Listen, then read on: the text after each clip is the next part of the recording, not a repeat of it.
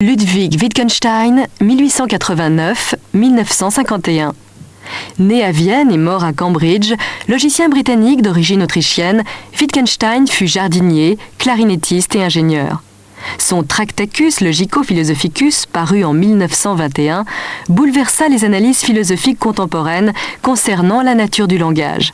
Il y établit que la philosophie n'a pas pour objet d'ajouter des propositions philosophiques à des propositions scientifiques, mais d'élaborer la logique de notre langage et d'en éliminer les énoncés dénués de sens.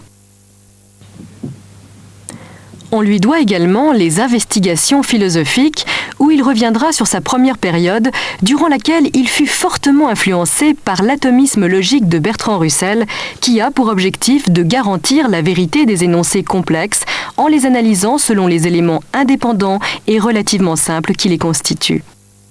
Il y critique sa propre thèse sur le langage-image et développe, ainsi que durant toute cette nouvelle période de sa pensée, une analyse des jeux de langage.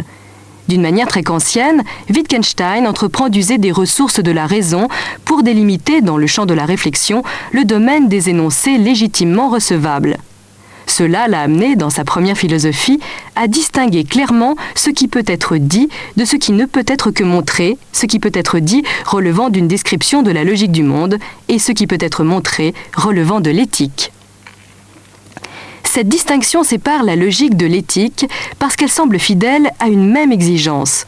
En disant que la logique ne se confond pas avec une éthique, elle montre que jamais la logique ne saurait tenir lieu de pratique. En montrant à l'inverse que l'éthique n'a que faire d'être démontrée par un discours, la distinction, ce qui peut être dit, ce qui peut être montré, affirme que jamais le discours éthique ne peut se constituer en lui-même et par lui-même en un corps de propositions logiques susceptibles d'exprimer la totalité du monde, ainsi que la position du sujet.